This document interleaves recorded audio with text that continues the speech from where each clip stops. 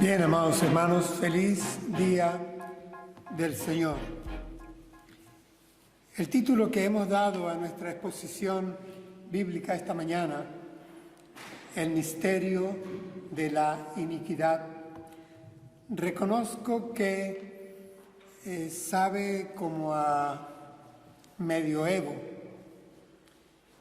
y voy a agregar algo más, aunque pudiera provocar escándalo. Nuestra fe, nuestra doctrina cristiana, en términos de hablar sobre el bien y el mal, es marcadamente, evidentemente dualista. A nosotros no nos interesa, como miembros de la Iglesia de Jesucristo, discutir el tema del mal a nivel de cafetín o de alguna academia de filosofía con especulaciones sobre cuál es el origen que tuvo. Lo cierto es que nuestra fe, la palabra revelada que nos norma, se ocupa del mal como una realidad existencial, social, histórica, objetiva, enorme, indiscutible, grave, universal, transcultural. Vamos, el mal, la maldad está tejida ontológicamente en el ser humano. Y así lo presenta la Escritura. Desde los más antiguos textos que tenemos en nuestra Biblia, encontramos cómo nuestra fe enfrenta el problema del mal, de la maldad, la encarna, la objetiva debidamente e inclusive le atribuye una organización inteligente detrás de ella, personalizada en el maligno. Nuestra fe no esquiva el problema del mal, no lo maquilla, no se ocupa de frases cosméticas al respecto. No hace excepciones. Nosotros lo podemos observar si somos francos, objetivos y no somos parciales, si no sesgamos nuestros juicios. El problema del mal es universal y devalúa al hombre, lo desgracia, afectando todas sus facultades y todas sus esferas de acción y de proyección. Afecta a personas, afecta a instituciones, afecta a pueblos, va contra el hombre mismo. Y usando ese término tan popular hoy día, muestra una desgraciada capacidad de propagación transversal. No tiene clivajes, no escoge.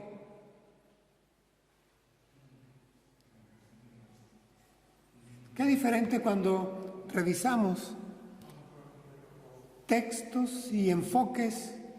Nos podemos remontar incluso a la antigua China, 500, 600 años antes de Cristo. ¿Y qué nos diría el taoísmo? El yin, el yang. Presentar el mal y el bien como complementarios.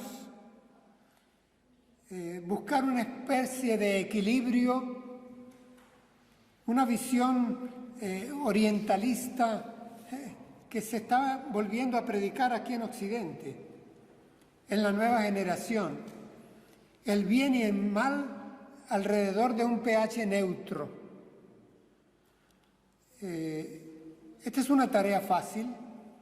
Pensar que simultáneamente, mientras esto se hacía en el lejano oriente y se enfocaba al bien y el mal en una especie de dilución y concubinato, difícil de escindir, difícil de analizar, pues los griegos andaban en la misma onda. Y para Occidente tenemos el pensamiento socrático, por ejemplo. Leo para ustedes solo una frase del eminente filósofo. Ningún hombre es voluntariamente malo. Se vuelve malo cuando no sabe qué es bueno y qué es malo. Si supiera lo que es bueno, de seguro lo elegiría. Estas son palabras de Sócrates. La bondad socrática. Para él, en el hombre, en todo hombre, anidaba la bondad y la verdad. Y lo que había que hacer como trabajo pedagógico, andragógico, mayéutico, era hacerle que pariera la bondad, que pariera la verdad, que saliera de él por el trabajo docente. Solución, por lo tanto, para el socratismo, la educación. Sócrates asociaba la ignorancia con la maldad y el saber con la bondad. Vamos, ese Mesías lo seguimos teniendo entre nosotros en nuestro tiempo. Pensamos que la solución para la maldad social, para la maldad humana, para la maldad existencial, la maldad institucional, está en la educación. Necesitamos educar. En la práctica ya vamos viendo un enorme desfase entre ciencia y ética. La ciencia se despega, la ética se enaniza, como que no funciona lo socrático, lo occidental. Y miren, no tenemos que irnos demasiado lejos. Si tan solo nos llegamos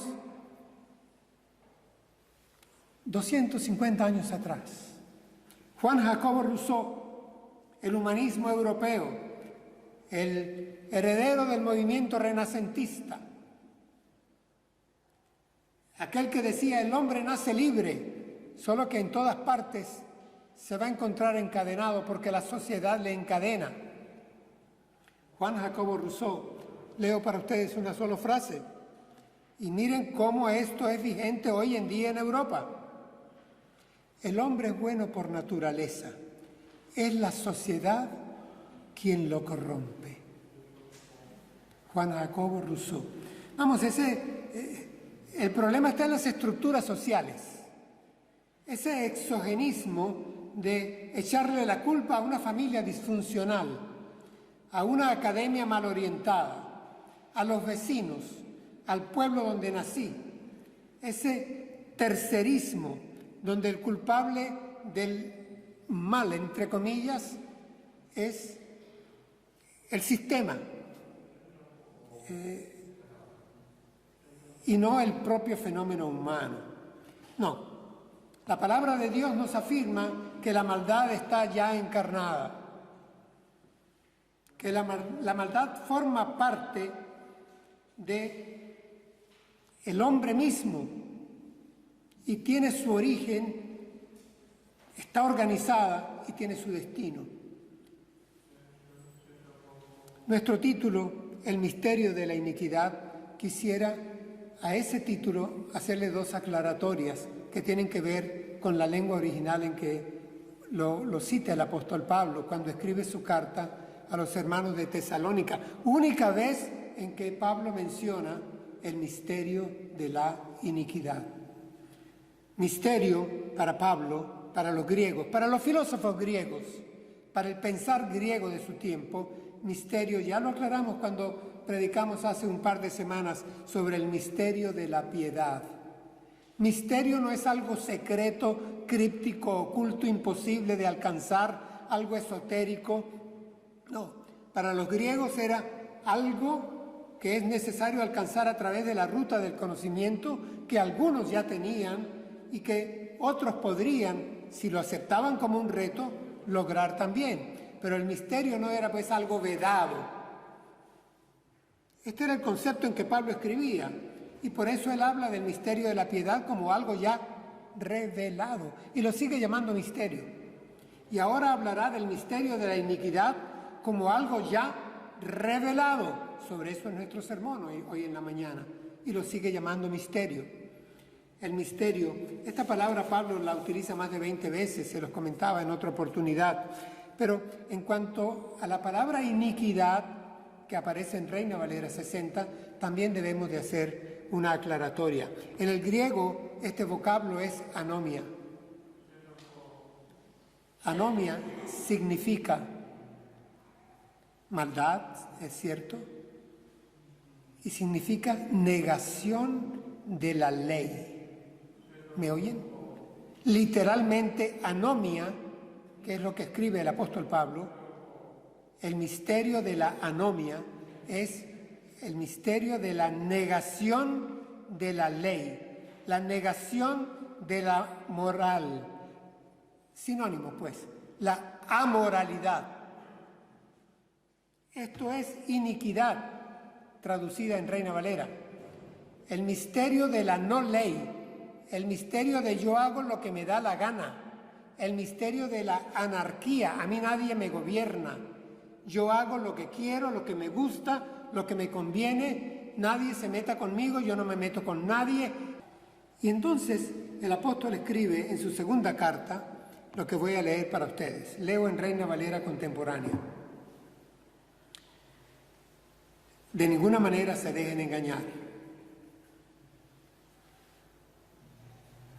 Repito, de ninguna manera se dejen engañar, porque ese día, el día del Señor, no vendrá sin que antes venga la apostasía y se manifieste el hombre de pecado, es decir, el hijo de perdición, el cual se opone y se enfrenta a todo lo que se llama Dios o es objeto de culto. Llega al grado de sentarse en el templo de Dios y de ocupar su lugar haciéndose pasar por Dios. ¿No se acuerdan de que cuando yo estaba todavía con ustedes les advertía esto? Y ahora ustedes saben, porque el misterio está aclarado, y ahora ustedes saben bien qué es lo que lo detiene, a fin de que a su debido tiempo se manifieste, porque el misterio de la iniquidad ya está en acción. Solo que en este momento, hay quien lo detiene hasta que él a su vez sea quitado de en medio. Entonces se manifestará ese malvado, a quien el Señor matará con el espíritu de su boca y destruirá con el resplandor de su venida. La llegada de este malvado, que es obra de Satanás, vendrá acompañada de gran poder y de señales y prodigios engañosos y con toda falsedad e iniquidad para los que se pierden, por no haber querido recibir el amor de la verdad para ser salvados. Y hasta ahí la palabra. Hermanos, insisto, los hermanos de Tesalónica, al recibir esta carta, están siendo conscientes, al recibir por inspiración del Espíritu Santo lo que es el misterio revelado de esta iniquidad, de esta maldad, de esta amoralidad, de esta negación de la ley moral. Los hermanos están siendo conscientes de que el mal, la maldad y el maligno, a quien tenemos que nombrar, la maldad, el mal y el maligno, son una realidad. Una realidad, hermanos, lo voy a decir bien sencillo. El mal es una realidad no para discutirla, es una realidad encarnada, organizada, de tal manera diseñada para ser atractiva y seductora. El mal, además, es liderado. Esa organización no es al azar. Hay planificación en la maldad. Y esa planificación en la maldad, la Escritura no tiene empacho en personalizarla. Y la llama la serpiente antigua, la llama Satanás, la llama el diablo. Una vez les dije que el misterio de la piedad prácticamente se resumía en un consomé, en un concentrado, y es Jesús de Nazaret. El misterio de la piedad es Jesucristo. Pues bien, hermanos, el misterio de la iniquidad lo va a concentrar el consomé, el sumario, el resumen, se puede grabar a fuego con una palabra y es Satanás. El mal es una realidad encarnada, el mal es una realidad organizada, objetiva, diseñada de manera atractiva y liderada. Ahora, ¿qué nos dice este pasaje que acabamos de leer, un tanto largo para un sermón? Pero ¿qué nos enseña sobre el misterio revelado del mal, de la maldad y del maligno? Yo encuentro aquí 4 lecciones. Primero, el maligno está activo. Segundo, el maligno está siendo detenido por ahora. Tercero, el maligno se manifestará plenamente. Cuarto, el maligno será destruido. Activo, detenido, se manifestará y será destruido. Esto está revelado, ya no es, digamos, misterio, es conocimiento pleno, revelado por el Espíritu Santo de Dios, la pluma del apóstol Pablo, a la iglesia de Tesalónica y a la iglesia de Amposta y Vinaroz. El misterio de la maldad, de la iniquidad, está activo, está siendo detenido, se manifestará más plenamente, pero será destruido. Estos son nuestros 4 puntos que trataremos. Comencemos con el primero. El misterio de la iniquidad ya está en acción. El misterio de la iniquidad ya está en acción. Cuando el apóstol escribe, ya está en acción, ya está activo, como en tiempos noéticos. ¿Recuerdan palabras del Señor? Como en los tiempos de Noé. Es lo que algunos teólogos han llamado un mundo babilónico. Estamos viviendo, hermanos, hoy, yo quiero actualizar lo más posible este sermón, hoy estamos viviendo tiempos babilónicos.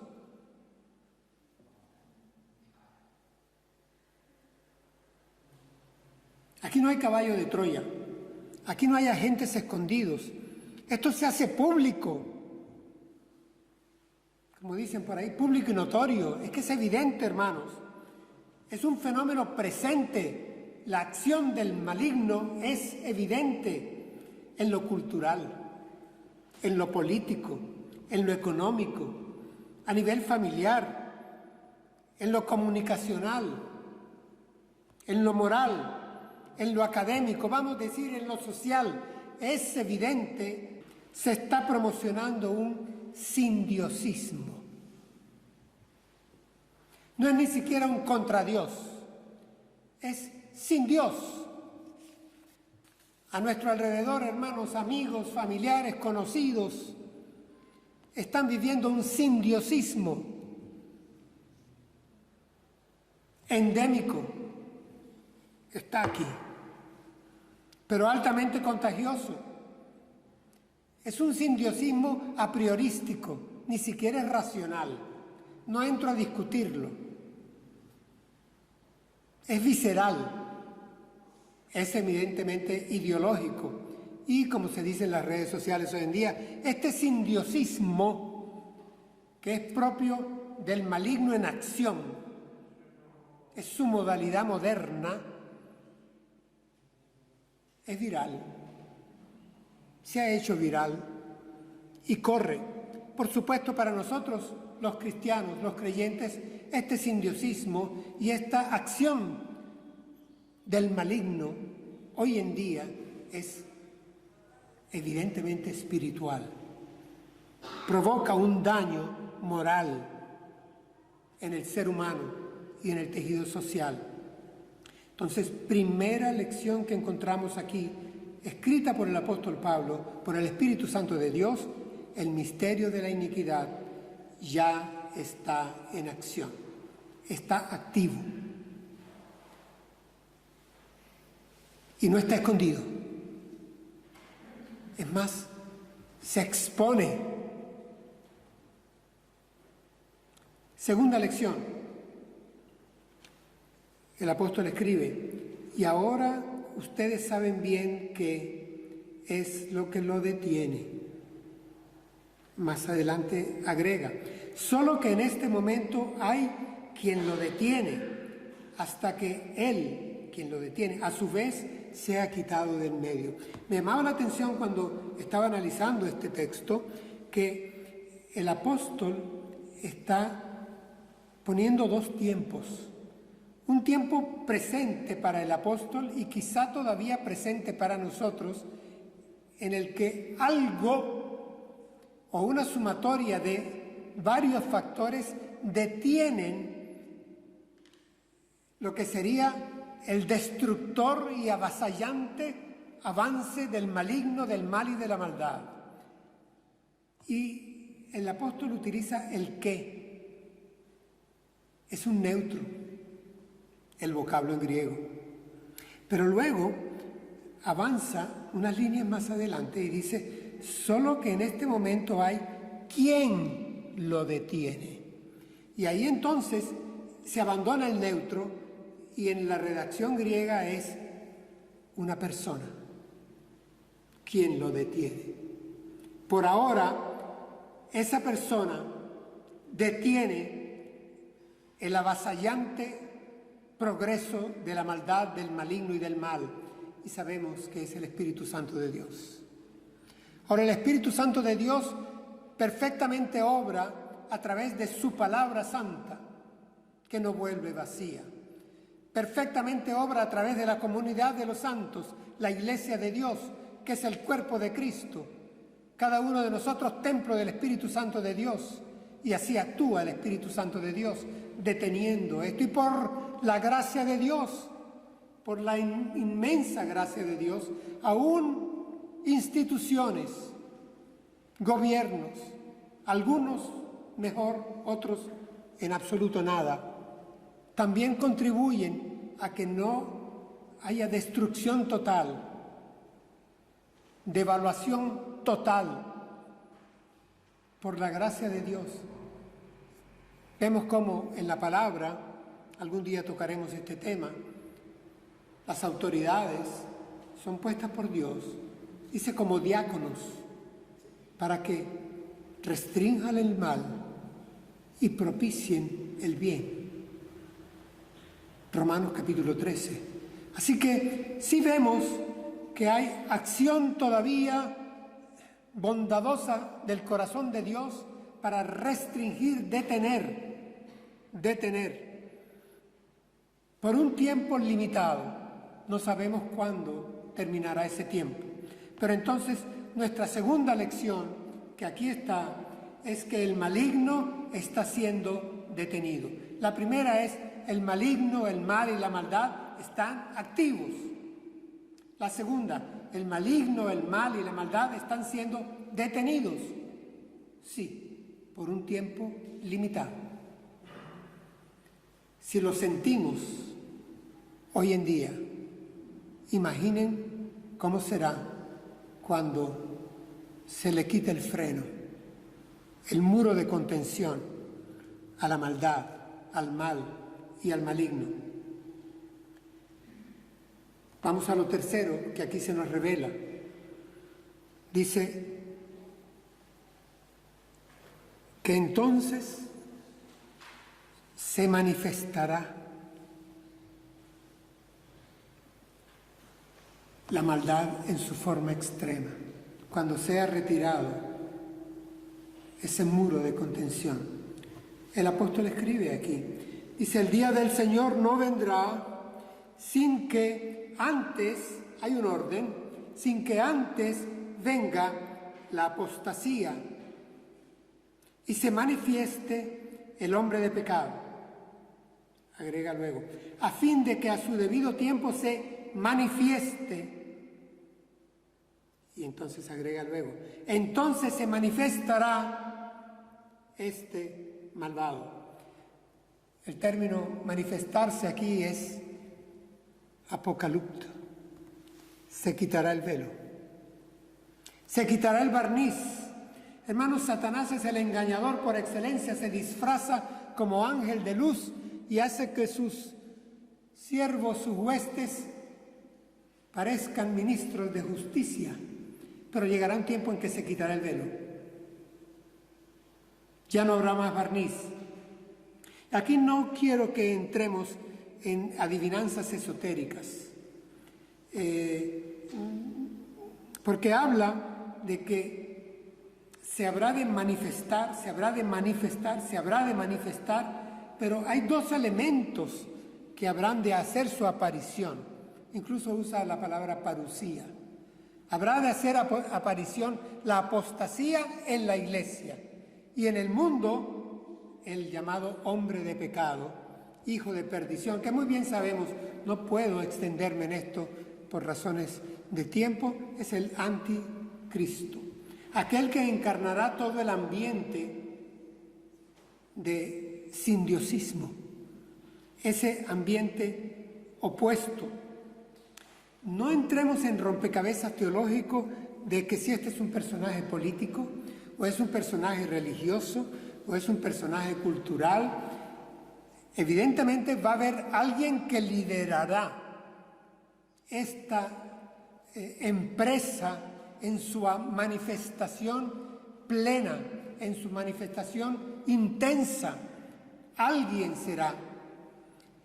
Pero más que empezar a poner nombres propios que después tengamos tal vez que borrar, es interesante ver lo que el texto nos dice que caracterizará a ese ambiente y a ese que encarne, a esa persona que encarne el anticristo mismo.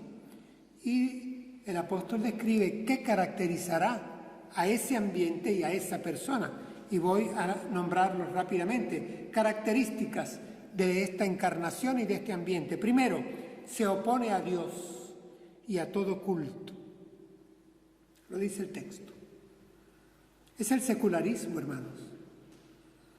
Como pastor he insistido en advertirles a ustedes, cuidado con el laicismo de la forma en que se viene colando en nuestra sociedad occidental desarrollada. Atención con ese laicismo extremo, ese secularismo que se opone a Dios y a cualquier culto. Segunda característica, dice, quiere ocupar el lugar de Dios. No caigamos en el simplismo de que es alguien con un disfraz, una barba larga, un báculo, entrando en el Vaticano o en el templo de Jerusalén cuando lo esté, y proclamándose Dios y sentándose en un trono y exigiendo. No, hermanos, esto dejémoslo a Hollywood. El asunto es que va a desplazar a Dios. Lo va a desplazar y a nivel global. ¿De quién? De la mente humana, del quehacer humano, si no está ya en cierto grado y en alto grado desplazado. Esto lo veíamos en el Salmo 2, cuando revisábamos su primera estrofa. Era lo que llamábamos al cielo por asalto. ¿Quién desplaza a Dios desde el Génesis? ¿Quién intenta desplazar a Dios? ¿No es el hombre mismo? Y seréis como dioses. De esto hemos predicado ya. ¿Hay que repetirlo? Sí, no importa, hay que repetirlo. Esto es el humanismo, hermanos. Es establecer al hombre en el lugar de Dios. Esto está también siendo predicado, patrocinado, promocionado en nuestro ambiente, en nuestra sociedad, en nuestras escuelas, en las televisiones, en internet, hermanos, en las redes sociales. Esto está por todos lados, por todos los flancos, le decía la vez pasada. Es una realidad tan grande que no podemos nosotros dejar de denunciarla. Existe como tal. El pasaje llama a este hombre, lo llama inicuo, y es por supuesto la misma raíz, anomos, porque habrá de encarnar la amoralidad. se nos dice también que este ambiente y este hombre que encarnará a este ambiente tendrá una personalidad fascinante. Fascinante en términos de que encarnará, hermanos, el magnetismo satánico. Atraerá, así como atrajo a Adán y Eva, atraerá, la maldad se multiplicará, como en los tiempos de Noé. Es que lo vemos delante de nosotros. Y no solo, fascinante, ¿sí? Con magnetismo, atracción y con orgullo. Es que se enorgullecen de lo que debería darles vergüenza. Es que no nos damos cuenta de el piso movedizo que se nos está poniendo, una moral líquida, donde tú tienes tu verdad, yo tengo la mía. Ese es tu modo de percibir, yo tengo el mío. Cuestiono cualquier verdad o refuerzo cualquier mentira. Esto está sucediendo, hermanos, y sucede, insisto, a telón abierto, no tras bastidores. Pero nos ha advertido el apóstol que no solo se manifestará plenamente el maligno a través de esta atmósfera y encarnada en el anticristo, el hombre de pecado, el hombre que encarna el pecado. El pecado es definido en la Escritura como no creer en Jesús, sino que también nos habla de la apostasía. Y hermanos, la apostasía en griego se escribe idéntico. Y cuando buscamos su significado, no es tan beligerante, tan escandaloso como se nos ha vendido. Apostasía significa, hermanos, en primer lugar, leo para ustedes, diccionario griego, desertar. No dice pelear, discutir. Dice desertar, rendirse, abandonar, alejarse. También dice distorsionar, caer lejos, romper compromisos. Cuidado, porque esto es para la iglesia.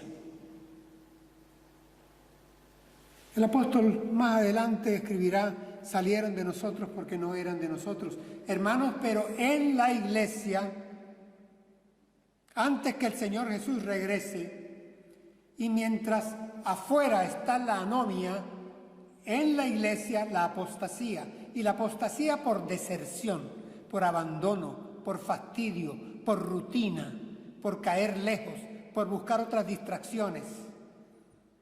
Evidentemente también hay apostasía por enseñanza espuria, por falsos maestros. Pero es que ahora pareciera que la estrategia más funcional es el abandono, no es el conflicto. Conflicto doctrinal en la iglesia, más bien aburrimiento, más bien entretenimiento afuera, competencia, prioridades.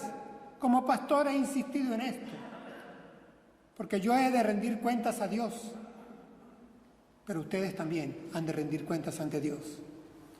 Y aquí se nos dice que habrá apostasía también. Así que hemos visto cómo el maligno está activo, hemos visto cómo el maligno está siendo detenido por ahora.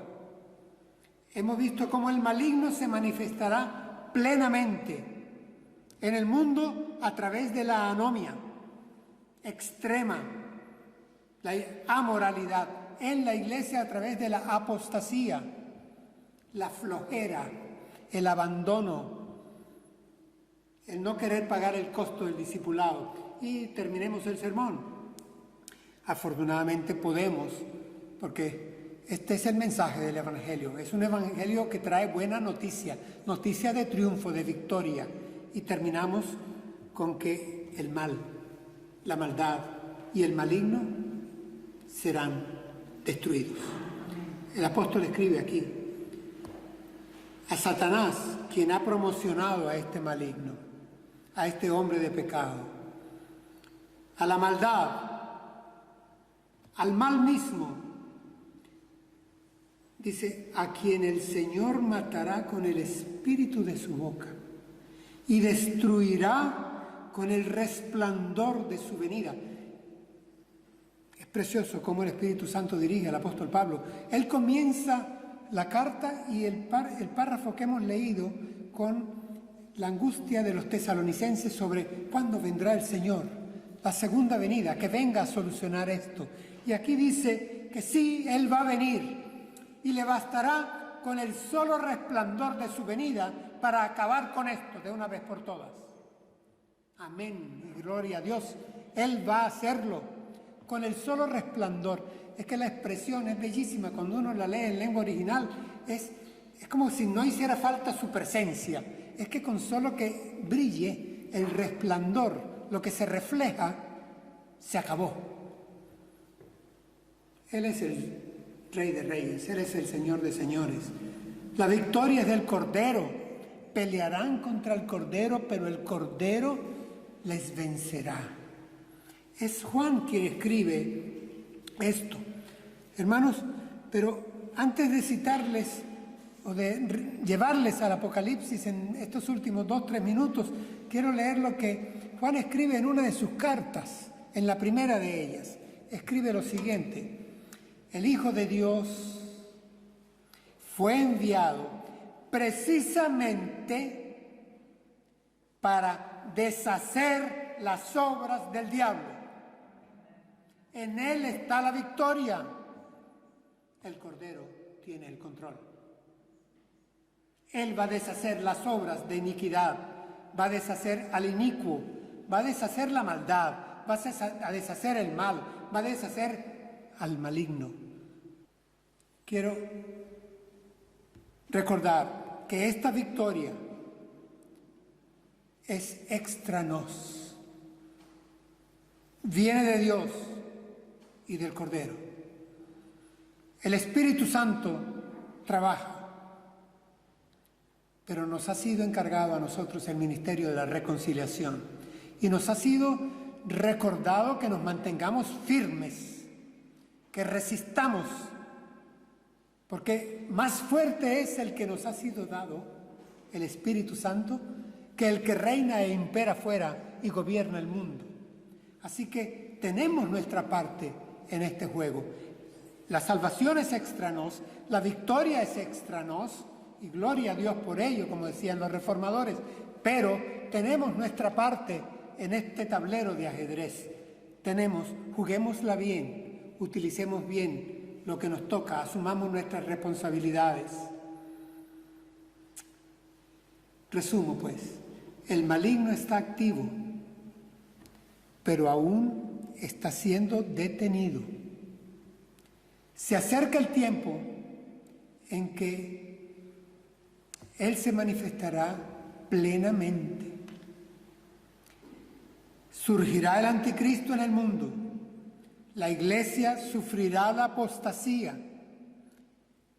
Pero, finalmente, cuando llegue el día del Señor, será destruido. Y esa es nuestra fe. Esa es nuestra confianza. Que a Él sea la gloria. Por siempre. Por siempre. Démosle gracias.